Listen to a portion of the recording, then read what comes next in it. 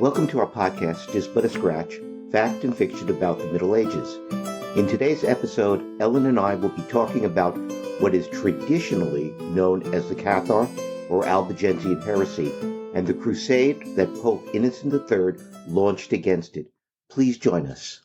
This episode is the first of a two-part series. In the second, we will explain how the failure of the Albigensian Crusade to eradicate heresy in southern France led the papacy to adopt a Roman legal process, inquisition, to identify, examine, and punish heretics.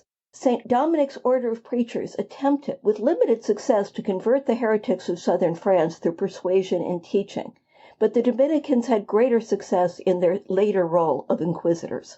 The cliché, "the pen is mightier than the sword," strikes me as wishful thinking on the part of intellectuals and high school nerds everywhere. But in the case of medieval inquisitions, it proved true.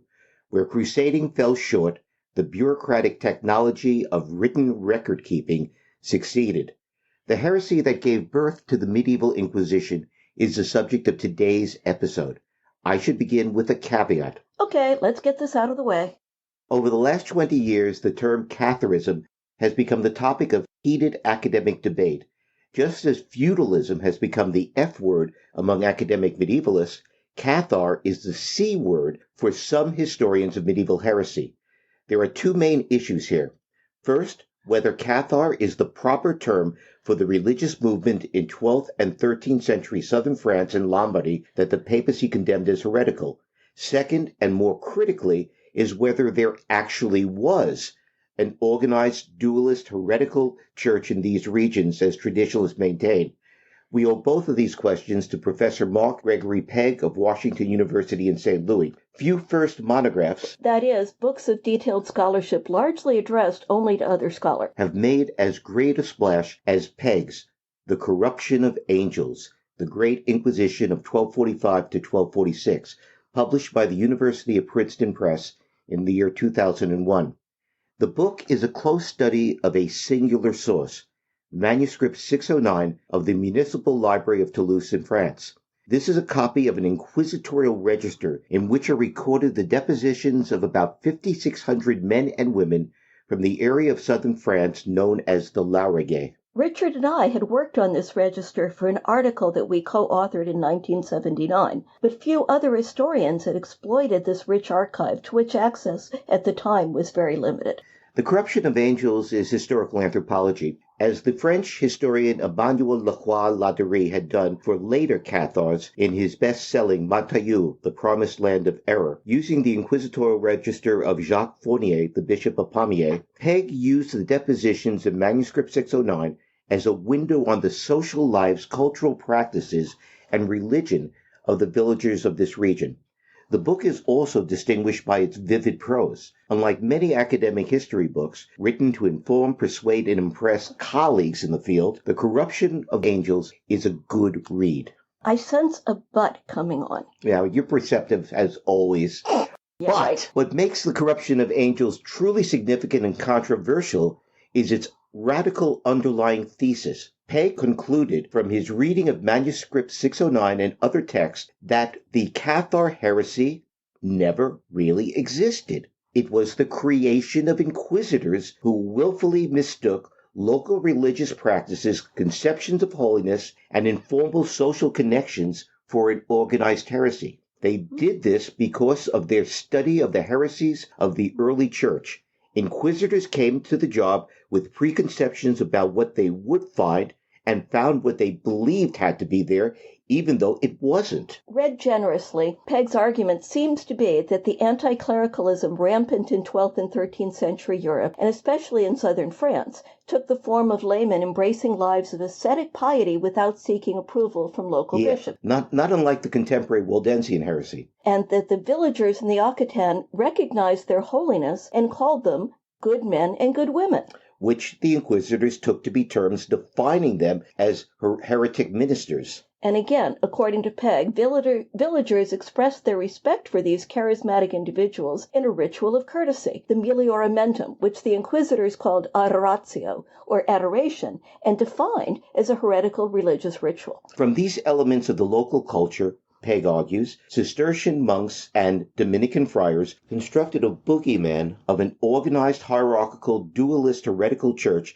that threatened Christendom and necessitated crusade and inquisition. The asceticism of these good men and women and their rejection of material pleasures and goods were understood to be the result of a dualist theology that could be traced back to the Manichaeans of the early church. In other words, what historians term Catharism was really the product of the fevered imagination of Cistercian monks and Dominican and Franciscan friars who had overdosed on reading the works of patristic fathers about heresy. With an ironic twist, there is too much evidence for dualists in 13th century Languedoc for Peg to ignore. Peg's explanation is that over time, the good men and women persecuted by the Crusade and Inquisition came to embrace the heretical identity foisted upon them by their persecutors.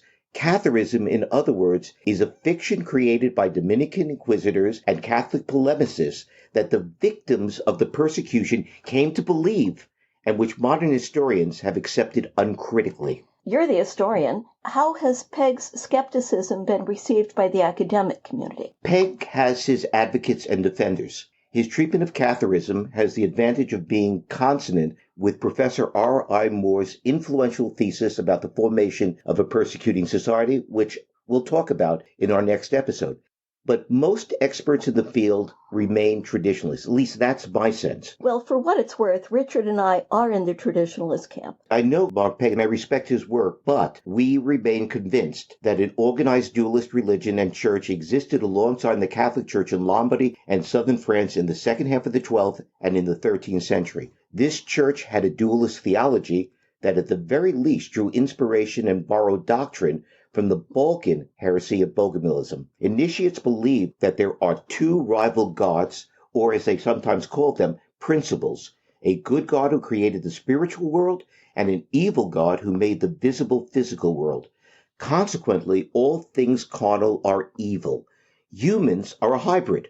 Our souls are pure, but are imprisoned in flesh. Richard, you said that the initiates believed this, but that's not to say that many of the villagers in the Lauragais, who told the inquisitors that they believed the Cathar clerics to be good men and good women, understood and believed in the dualistic theology. But then again, ignorance of theology was probably equally true of Orthodox Catholic villagers at the time. When one witness in manuscript 609 was told by a perfect, one of the good men, that she was wasting a perfectly good candle by burning it as a votive for a dead relative, she was so shocked she rejected the heresy. It seems reasonable to conclude that it was the lifestyle of the Cathar ministers that attracted people to them. And by 1209, when the Albigensian Crusade was launched against them, many believers had been born into the sect, just as their Orthodox neighbors had been born into Catholicism. The term Cathar is also problematic. The name Cathar for a dualist sect first appears in a series of sermons by the German canon Ecbert of Chanel in 1167. From Ecbert's description, they shared beliefs with the Bogomils. The heretics of the Rhineland, Ecbert wrote, called themselves Cathars, a Greek word meaning the pure ones, although Ecbert adds that they had other names in Flanders and France. Canon 27 of the Third Lateran Council in 1179 denounces the, quote, loathsome heresy of those whom some call Cathars, others the Patarines, others the Publicani, and others by different names that have grown strong in Gascony and the regions of Albi and Toulouse, end quote. This is how Cathar also appears in the correspondence of Pope Innocent III, although when Innocent III declared crusade into the lands of Count Raymond VI of Toulouse, he used the generic term heredity, heretics, which is how the inquisitors also referred to them. Cathar only became the accepted name for the heresy in the mid-19th century when a German historian, Charles Schmidt, popularized it. Historians since have followed Schmidt uncritically and often unknowingly. One of my favorite 19th century historians of medieval heresy, the Reverend S.R. Maitland, called them the Albigensians. An Albigensian has a better pedigree. It's how crusaders from northern France identify the heretics they marched against. In southern France, Albigensian would simply have meant those who lived in the Diocese of Albi, which the Crusaders identified as a center of the heresy. Do we know what the Cathars, and I'm going to continue calling them that for convenience, called themselves? In the few surviving Cathar texts that we have, they called themselves good Christians. We could rename Catharism as the heresy of the good Christians, but that sounds a little bit odd. So I'm going to continue to use Cathar and Catharism. It's no worse than saying that William Marshall was King John's vassal in a feudal relationship. For Ellen and me, talking about Catharism is a stroll down memory lane. As a historian, I've mainly published on Anglo-Saxon England and the culture of war in the Middle Ages. Ellen, as you know, is a lawyer, but under her maiden name, Ellen Harrison, she's the co-author of my very first academic publication. And my only medieval publication. And that publication is on the Cathar heresy and inquisition. Its title is The Participation of Women in Languedocian Catharism, and it appeared in the journal Medieval Studies in 1979. God, that makes me feel old. I mean, come on, we're grandparents. It's okay. It's okay, yeah. Okay, as indicated by its title, our article examined the role played by women in Catharism in the region of southern France lying between the Garonne and Rhone rivers. It was called Languedoc, the land of the language of Oc, because people in that region used Oc to say yes rather than the northern French oui. The language that was spoken there, Occitan, is closer to modern-day Catalan than to French.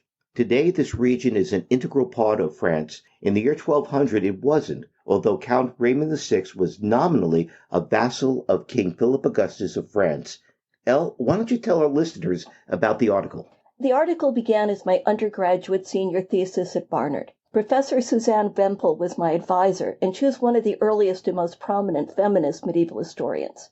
At the time, it was kind of a given that women played a disproportionately large role in a number of medieval heresies, including Catharism, and the question was why. In German historiography, this was called the Frauenfrage, the women's question, and there were two main approaches. One is religious. The dualistic Cathar heresy dismissed the material world as the creation of the devil, and the physical body was simply an evil container. Therefore, the sex of an individual was irrelevant to one's ultimate salvation. Another religious explanation favored by medieval Catholic polemicists and by some 19th century historians is that women by nature are given to irrational enthusiasms that allow them to be misled into heresy.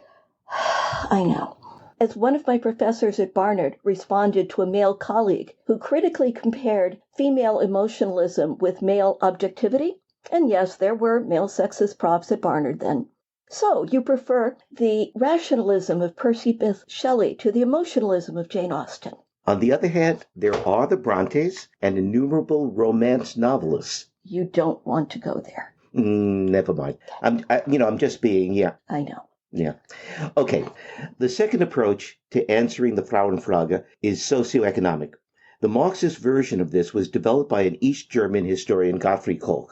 Kolch argued that since religion was the dominant mode of expression in the Middle Ages and the Church was the greatest power, socioeconomic discontents in that era were inevitably expressed in religious terms. Kolch treated medieval women as a single aggrieved class. Women were attracted to heresy, he asserted, because it gave them an outlet for their grievances against their economic subordination. A non-Marxist socioeconomic approach was advanced by Professor Austin P. Evans of Columbia University and his graduate students, Professor John Mundy and Professor Walter Wakefield. They examined the Cathar and Waldensian heresies within their socioeconomic context. They emphasized the political conditions of the region, kinship networks, and property.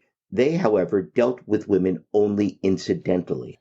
Virtually all of the work on this subject had been based on medieval Catholic treatises against heresy, and Professor Wempel thought a different type of source might shed new light. She knew that John Mundy at Columbia had in his office a photocopy and transcript of an inquisitorial register, manuscript 609, of the Municipal Library of Toulouse. Professor Austin P. Evans, Professor Mundy's predecessor, had been a pioneer in examining the Cathar and Waldensian heresies within their socioeconomic context, and he had managed to obtain a photocopy of manuscript 609. The transcript, which is what I used, had been made by generations of Evans's students in a paleography class.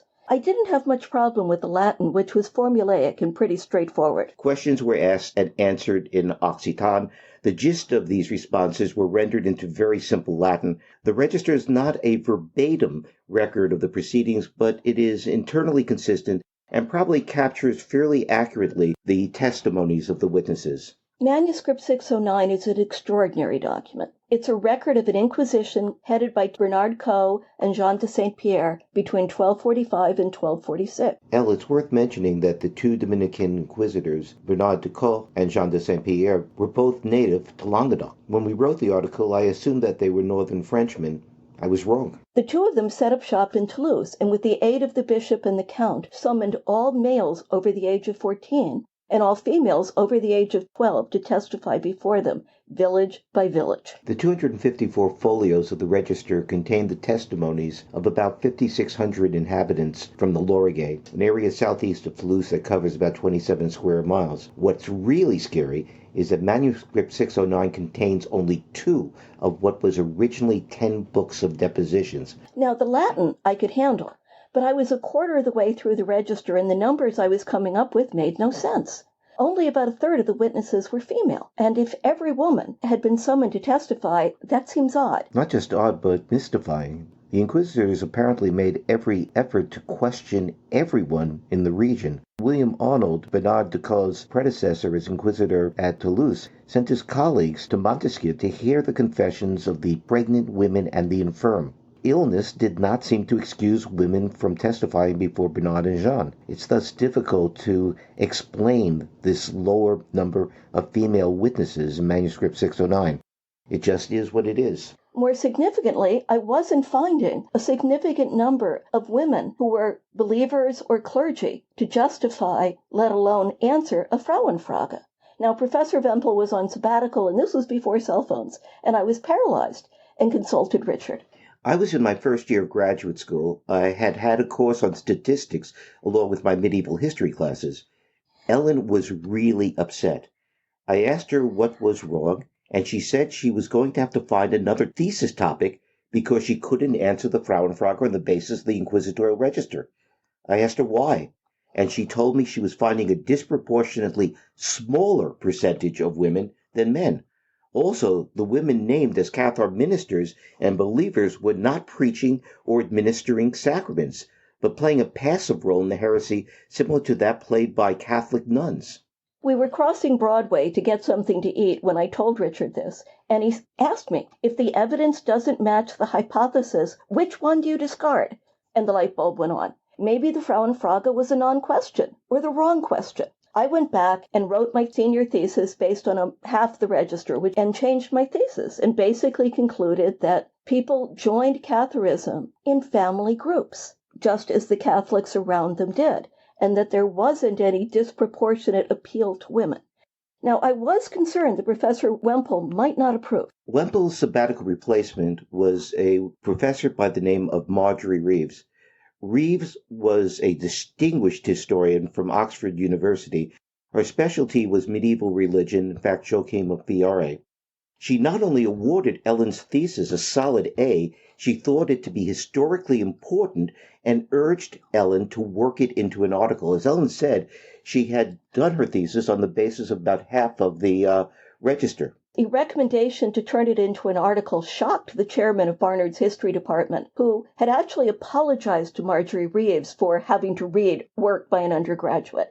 He had little faith in the quality of my work, or, as far as I could tell, my classmates, to measure up either to Oxford lofty standards or to then male-dominated Columbia. Oh, you always go there. Yes, because I'm always right. Anyway, at least about that. But so I took her advice and asked Richard to help. I didn't read French, my German was limited, and much of the historiography was in those languages. And in writing the thesis, I continued to bounce ideas off Richard. My contribution to the subsequent article was to read the rest of manuscript 609, round out the thesis by placing it into the largely German and French historiography, and to analyze statistically the data. We both spent time entering data into a spreadsheet and wordsmithing to the point that it became impossible to tell who had written what. After reading all the depositions, crunching the numbers, Ellen and I concluded that women formed at most a percentage of the Cathar clergy proportionate to their share of the general population, that's about half, and were less well represented among the sect's lay believers. Whole families, rather than individuals, seem to have participated in the heresy. Before the Albigensian Crusade, Catharism, like contemporary Catholicism, allowed pious women a single institutional outlet for their religious enthusiasm, living together either as couples or in larger groups in private hospices in which they prayed, fasted, received visiting male perfects, and listened to their preaching.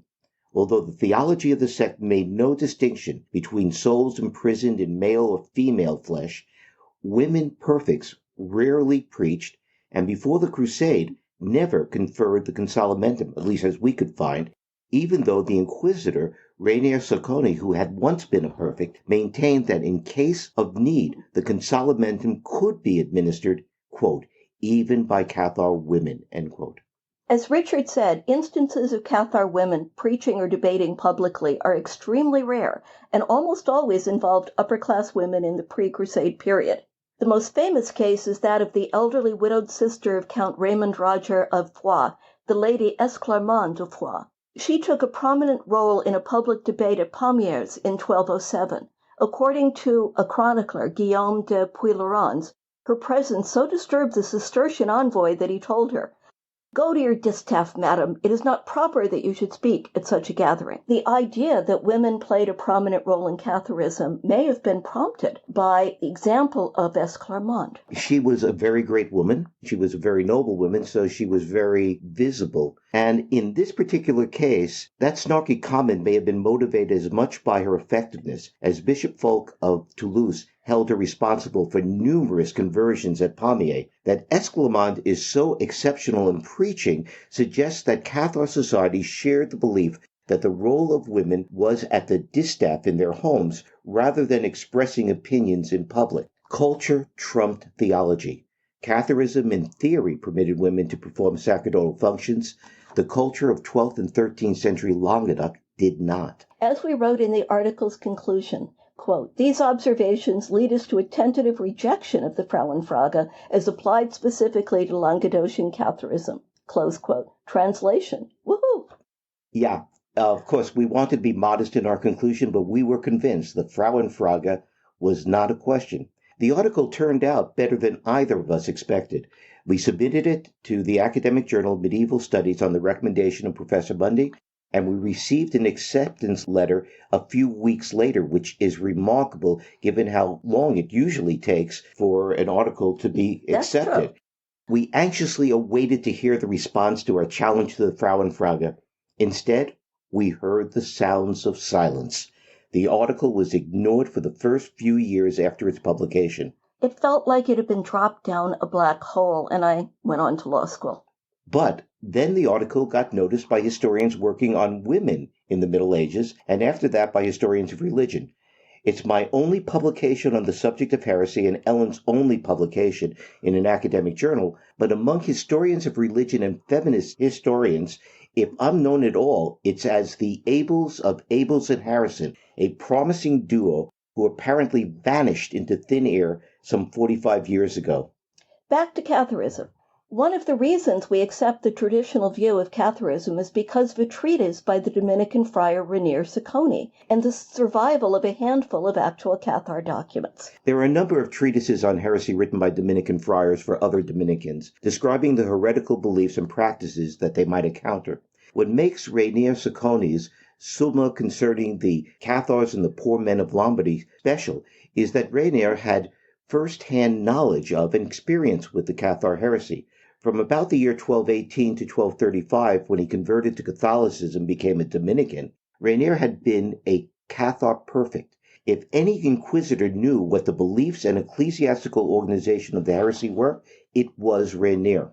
According to Sacconi, the Cathar sect to which he had belonged was divided into churches that were equivalent to Catholic dioceses. At the head of each was a bishop. The bishop had two helpers, the elder and younger sons who could perform the sacrament of consolamentum if needed. When a bishop died, the elder son would succeed him, and a new younger son would be selected by the Cathar clergy.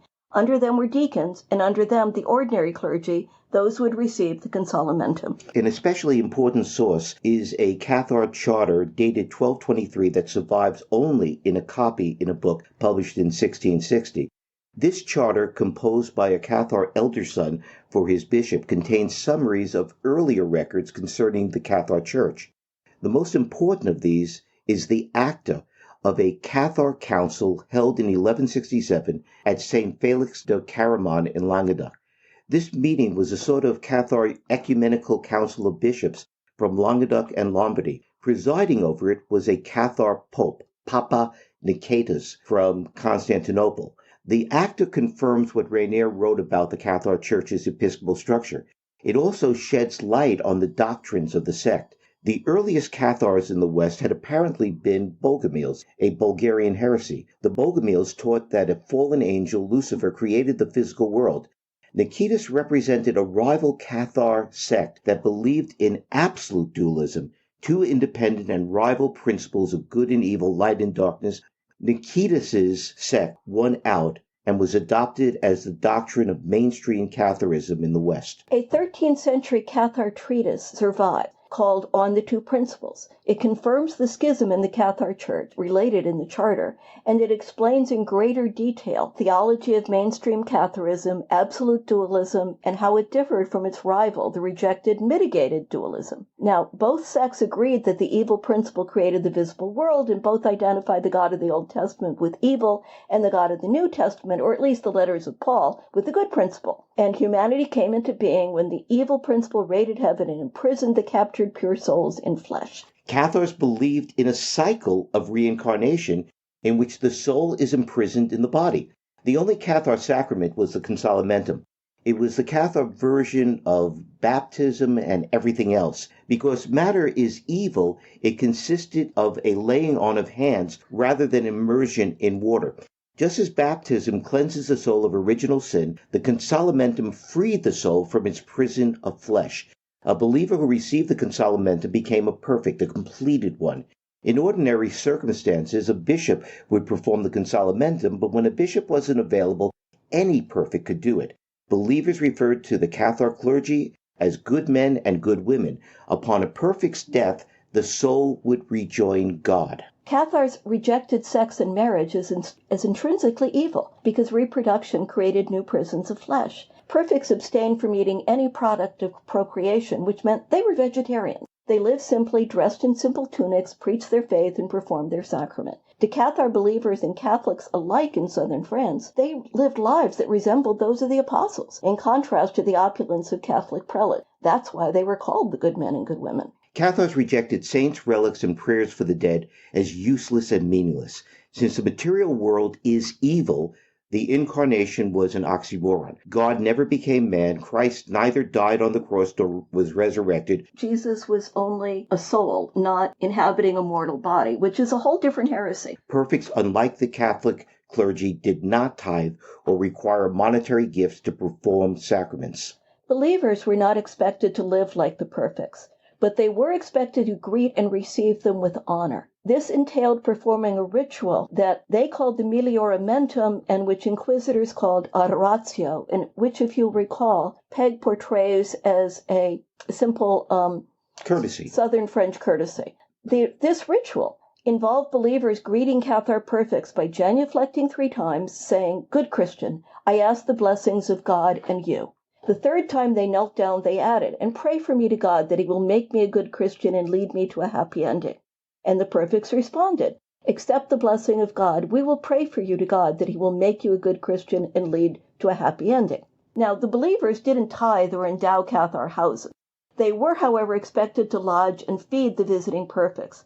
Otherwise, they led lives indistinguishable from their Catholic neighbors. I mean, they still got married, they still had children, but they were prisoners of the flesh until released by the consolamentum. Many believers therefore waited until they were on their deathbeds before they received the consolamentum. And as I've mentioned, the inquisitors were aware of that.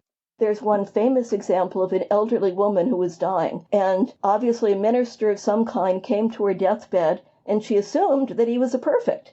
Unfortunately, he was a Catholic priest, And as soon as the Catholic priest realized that they were miscommunicating, he had her dragged out into the street on her bed and burned alive before she could die naturally. This idea of waiting until your deathbed to get the consolamentum really is an echo of the early Christian church, because it was true of baptism in the first centuries of Christianity. The Emperor Constantine, the first Roman emperor to become a Christian, was baptized on his deathbed. He knew that as an emperor he would commit a lot of sins during his lifetime, and he did. Baptism would wipe out all these sins, and he would die sinless. A practice arose among the Cathars called the Indora, in which a dying believer would receive the consolamentum and then would starve to death to ensure that he or she did not fall back into sin. It was not how one lived, but how one died that mattered. And you can kind of see how, until the inquisitors came, Cathar believers were not required to have a high level of commitment. If you're born into what seems like an established religion, it's just there. But when the persecution became a continuing institution, people had to make hard choices. And I think that after the Inquisition had been there for a while, Southern French people who were still Cathar believers probably knew a lot more about Catharism than their parents or grandparents had done.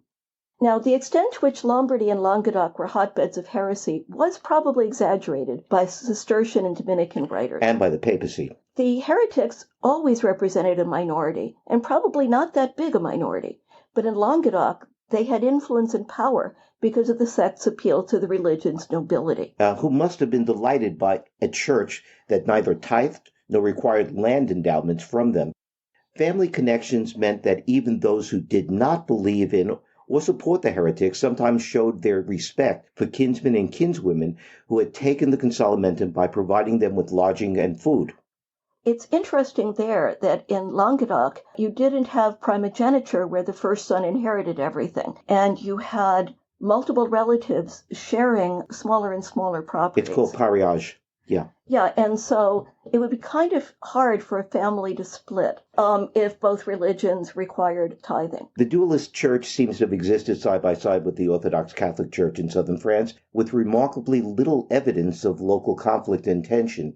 What's remarkable is that non-heretic townspeople refused demands by crusaders to turn over their heretic neighbors, risking death and loss of property. In addition to Manuscript 609, we also read the inquisitorial register of Bernard Guy a generation later. It was Bernard Guy's Book of Sentences. And one of the stories in it I will never forget. A woman had been brought in and interrogated. The inquisitors had found her guilty of taking in the perfects, holding money for them, feeding them, holding property for them, guiding them from one remote hiding place to another. And then this sentence goes on to say, and despite all that they could do, had remained obdurate as a heretic. And then it goes on to say, and I still remember the Latin of this, which I'll spare you, but it goes roughly like this. But when she was brought out to the place in which she was to die, and when she saw the fire which had been prepared for her, she asked to return to the bosom of Holy Church. Yeah. Orthodox Catholics of Languedoc, starting at the top with Count Raymond VI of Toulouse, did not see the Cathars as a threat either politically or religiously, but that was not how Pope Innocent III saw it. When he became Pope in 1198, he saw a church beset on all sides. In the East, the threat was not only Islam, but the claims of the Patriarch of Constantinople to primacy. At home, it was heresy. As we talked about in a previous episode, some of those heresies were movements of apostolic poverty, which Innocent III countered by creating an Orthodox alternative, the Franciscans. But in the county of Toulouse, the threat was even greater.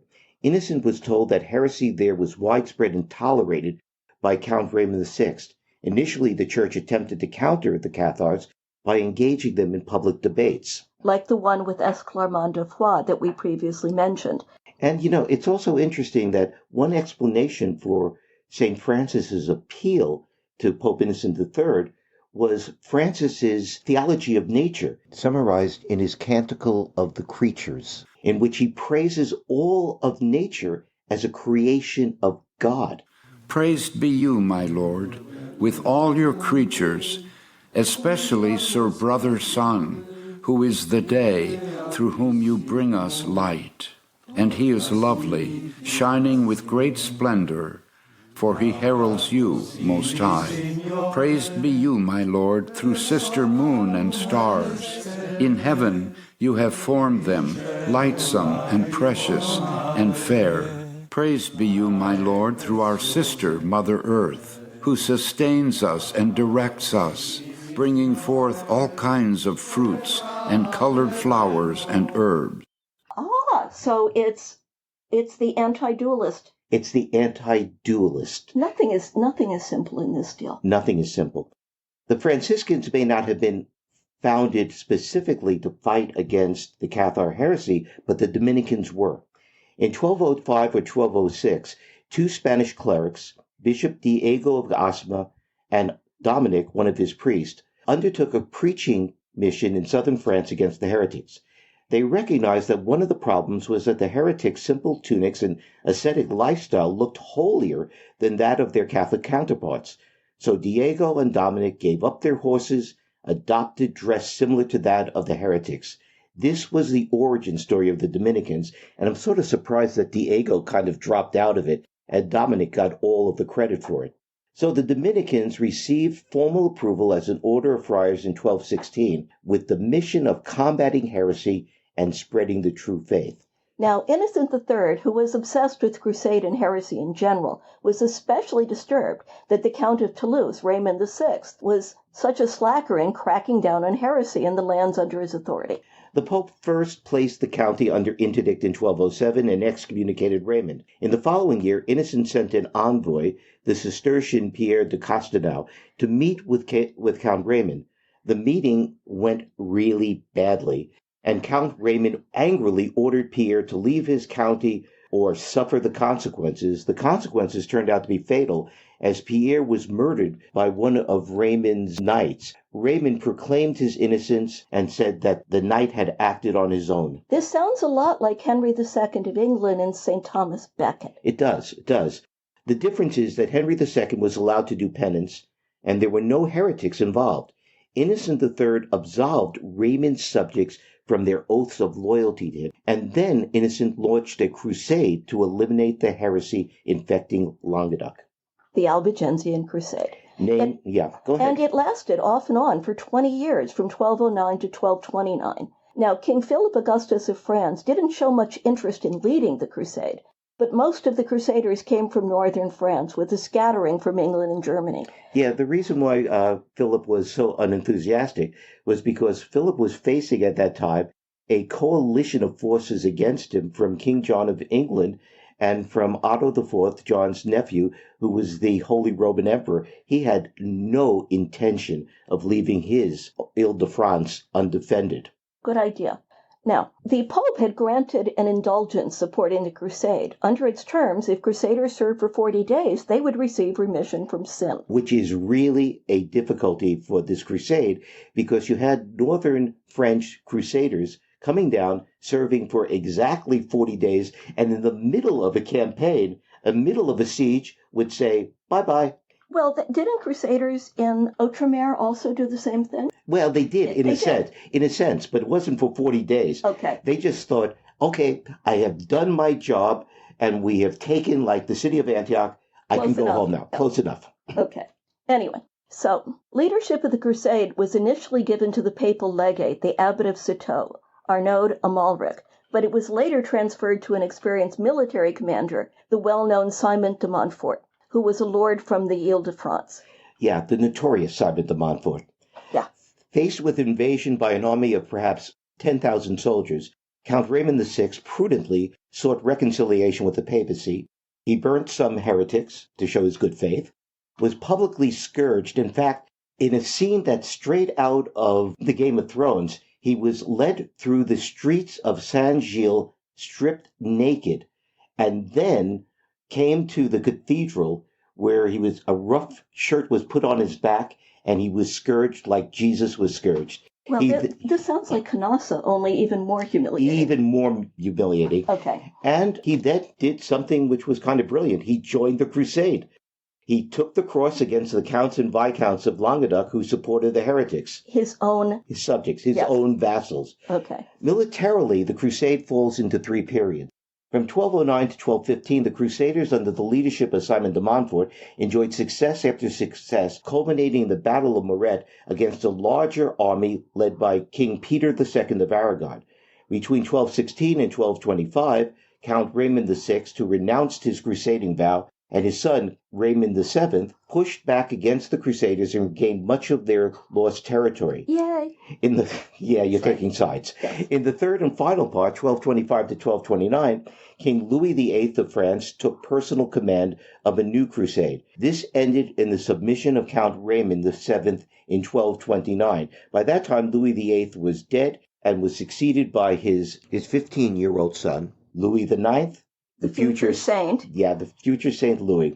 The terms of the peace were actually negotiated by Louis IX's mother, Queen Blanche of Castile. Raymond VII agreed not only to fight the Cathars, but to marry his daughter and heir to the brother of Louis IX. The ebb and flow of the crusade is confusing and complicated, both religiously and militarily. Raymond VI initially joined the crusade to get his excommunication lifted.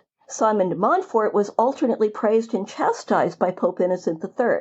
Pope Innocent III figured the crusade had been won in 1215, and he wanted the Crusaders to go join the Fifth Crusade and attack Egypt. The very biggest battle of the crusade, the Battle of Muret, in September 1213, pitted Simon de Montfort against Peter of Aragon, who had won renown as a champion of the Catholic Church the year before in the decisive Battle of La Navas de Tolosa against the Almohad Moors. And King Louis VIII, before he became King of France, had led northern French forces in the Albigensian Crusade and had himself been the target of a crusade when he invaded England at the behest of the rebel barons of Magna Carta fame. Which we talked about in a previous episode. What's certain is that the Albigensian Crusade was notably brutal, even compared to the ordinary brutality of medieval warfare. The Crusades began with a notorious massacre in the city of Béziers and was punctuated with brutality throughout. When towns were taken, those heretics who refused to renounce their faith were rounded up and burnt. The military courtesies of chivalry that were supposed to protect nobles, especially noblewomen,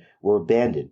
When Simon de Montfort was killed besieging the city of Toulouse, supposedly by a stone thrown from a catapult operated by women, Woohoo! Okay, sorry.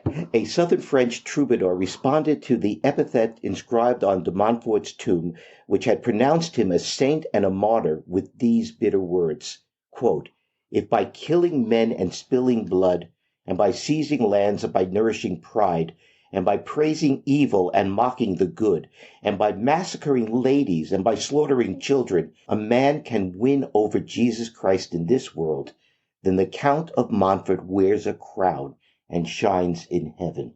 End quote. Now, hadn't Simon de Montfort also participated in the Fourth Crusade, the one that never made it to the east, but was sidetracked first by sieging the Christian city of Zara and culminated in the Crusaders sacking Constantinople? He did. But to show just how complicated people and things are, especially when it comes to religion, Simon de Montfort was apparently very devout. He refused to participate in the siege of Zara because as a crusader, he wouldn't attack other Christians.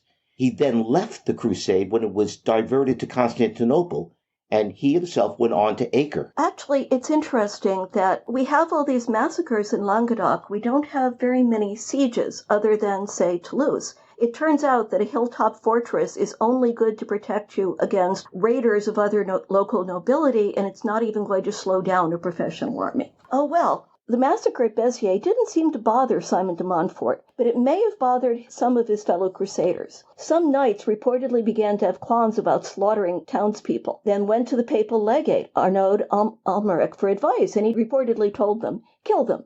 God will know his own." Yeah, they didn't have problems slaughtering all the townspeople. They only had problems slaughtering people who might be good Christians. Might be Catholics in this Might be Catholics, in other words. Yes. So we owe the saying to one of the most ardent supporters of the Albigensian Crusade, Caesarius of Heisterbach. For Caesarius, Arnaud Almeric's response wasn't in the least cynical. Caesarius was a Cistercian monk and preacher, reporting the words of a Cistercian abbot as a statement of Christian zeal in his Dialogue on Miracles. In the dialogue, an older monk warns a novice against heresies that threaten the church. Chief among them is the Albigensian heresy, which he tells the novice had spread so widely that, quote, if it had not been cut back by the swords of the faithful, it would have corrupted the whole of Christendom, end quote. When the Crusaders arrived before the walls of heretic-infested Béziers, the heretics within the city, quote, defiled in an unspeakable manner the book of the sacred gospel, and then cast it from the walls toward the Christians, and sending arrows after it cried, there is your law, miserable wretches. But Christ, the author of the gospel, did not suffer such an insult to be hurled at him unavenged, end quote. And avenge the blasphemy he did through the swords of the Crusaders. Okay, but what about the good Catholics of the city? Surely not all of them supported the heretics. Okay, the Cistercian monk Peter de Lévoussevin, who was an eyewitness, justified the indiscriminate killing. The heretics in Béziers had it coming, according to Peter. They had said that Mary Magdalene was Christ's concubine. They had killed their Lord, and they had assaulted their bishop, quote, so it was right that these shameless dogs should be captured and destroyed on the feast day of the woman they had so insulted. The massacre took place on the feast day of Mary Magdalene. By setting themselves up against God and church, the so-called innocent Catholics of Béziers had made a covenant with death.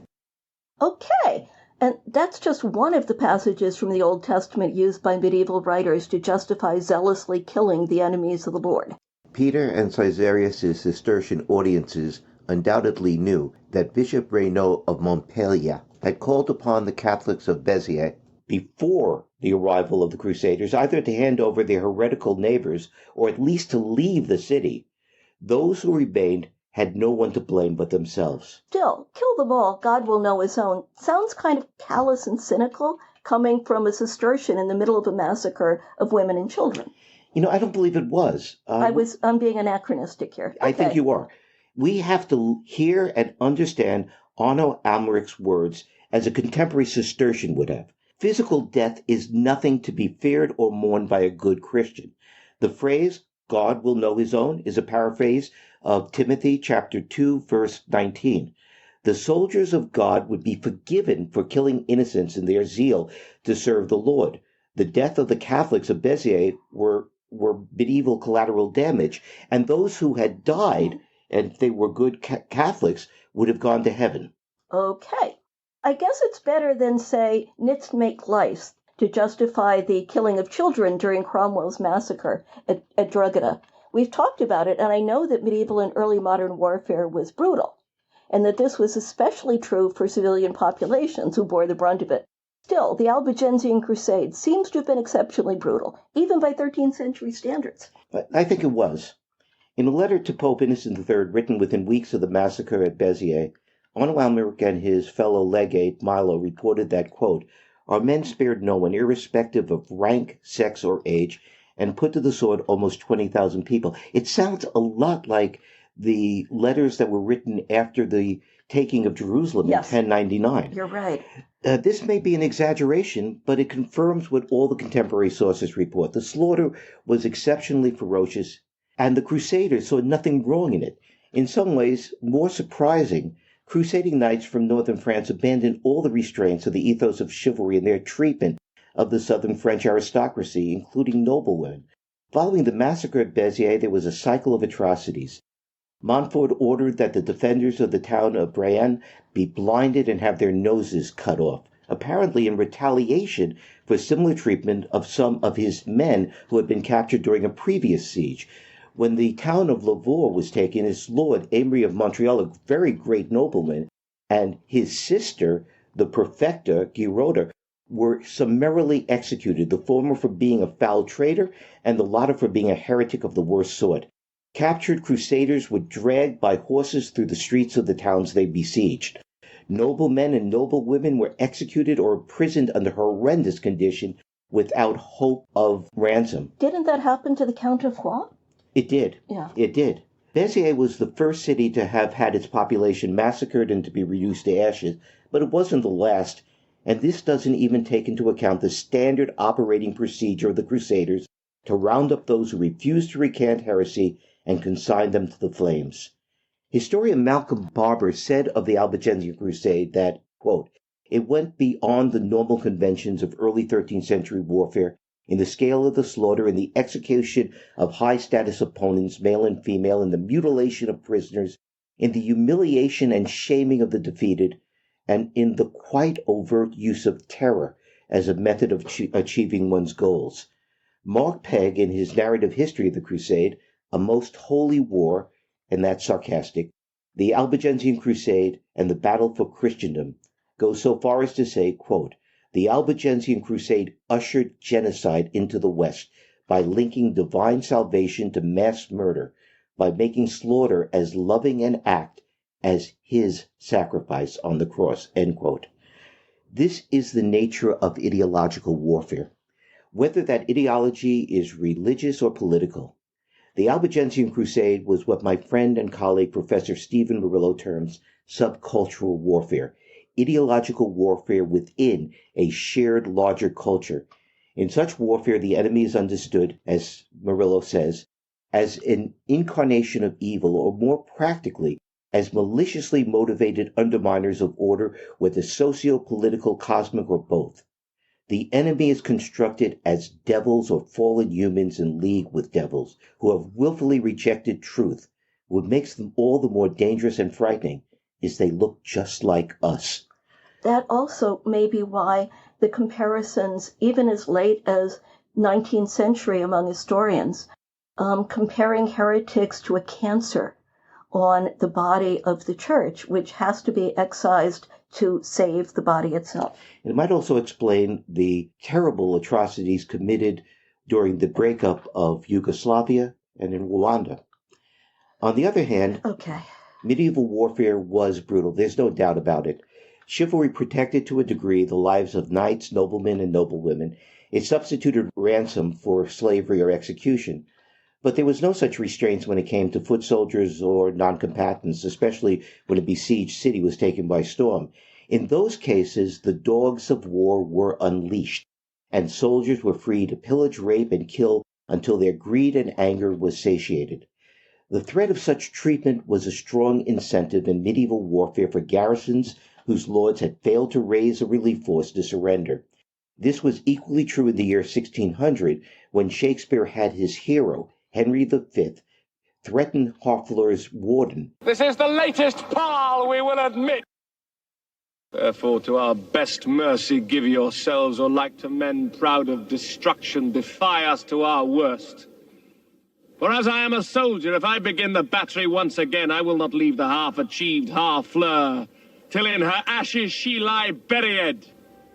Therefore, you men of Harfleur, take pity of your town and of your people, whiles yet my soldiers are in my command, whiles yet the cool and temperate wind of grace o'erblows the filthy and contagious clouds of heady murder, spoil, and villainy.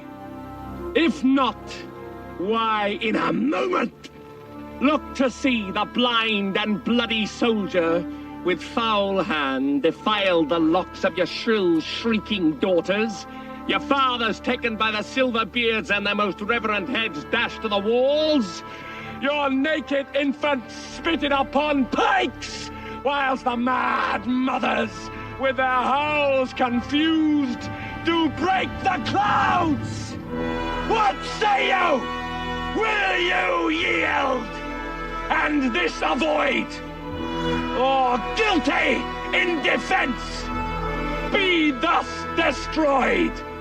I'd love to be able to compare Laurence Olivier's version of that speech with Kenneth Branagh's, but Laurence Olivier, when he made his Henry V, which was released in 1944, he couldn't bring himself to have his English hero make threats that were only suitable for Nazis. But these are the threats that Shakespeare believed his audience would understand. Nonetheless, it is hard to deny the special savagery of the Albigensian Crusade.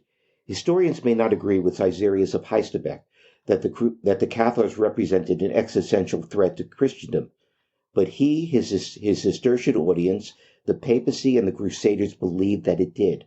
The threat not only justified but necessitated the extermination of the heretics. We can be equally certain that whether he actually said them or not, the words that Caesarius attributed to Otto Almeric were not intended to mark him as hypocritical or unfeeling, but illustrate his pious zeal and trust in the justice of God. Well, everyone is the hero of their own story. The major historical significance of the Albigensian Crusade was political. Because of it, southern France became an appanage of the French royal domain. In a sense, the Albigensian Crusade was a war of northern aggression. Okay. The culmination of the military campaign actually occurred after the crusade was over. It was the siege, the 7-month-long siege of the last refuge of the heretics in southern France, the mountain fortress of Montségur. The decision to take the castle was in part the result of the murder in 1242 of 2 inquisitors by a troop of the faithful from Montségur, and in part because King Louis IX was preparing to go on crusade and was reluctant to leave behind enemies of God within his realm, sort of the same justification for the massacre of the Jews of the Rhineland right before the First Crusade. Oh, God. Yeah. The royal seneschal in Languedoc gathered forces in May of 1243 to besiege Montségur. The castle was well provisioned and so well sited that it seemed impregnable. It's really impressive. It's on top of a mountain. But it wasn't impregnable.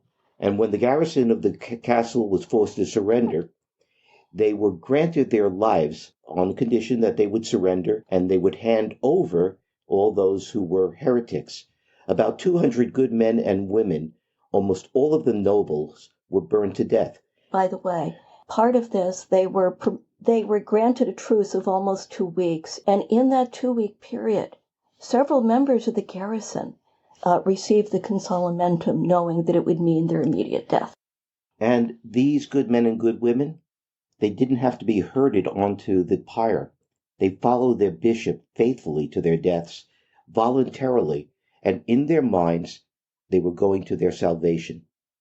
The ruined castle of Montségur on the borderlands between France and Spain is today a tourist attraction, and it's treated as a sort of shrine by overly romantic southern French separatists for whom the Cathars were champions of Occitan independence. It's also the subject of a really excellent popular history, Massacre at Montségur by Zoe Oldenburg. Oldenburg is an unjustly forgotten historical novelist from the 50s and 60s, and she captured the medieval sensibility better than some academic historians. One of her historical novels, which I can highly recommend, is Destiny of Fire, a sympathetic, though not sentimental portrayal of a noble southern French family who embrace Catharism and suffer because of it. I enjoy Oldenburg's novels as well. She's one of the few writers of fiction whose characters strike me as authentically medieval. In other words, she doesn't try to make them have the values of our contemporary readers. This isn't Alan Alda in period costume, if you get my drift. It's not also Brother Catfill. Yeah. The Albigensian Crusade drove the Cathar heresy underground. Supporters no longer could greet or aid the good men and good women publicly. But the crusade hadn't eliminated heresy from southern France. It just drove it underground. Where sword and fire failed, the church now tried something new. The bureaucracy and technology of the written word, the medieval Inquisition. Well, we have run out of time. I hope you'll join us 2 weeks hence. I hope it's 2 weeks hence for our next episode, where I promise we will finally talk about the Inquisition. And don't say it, Ellen. Yes, Richard.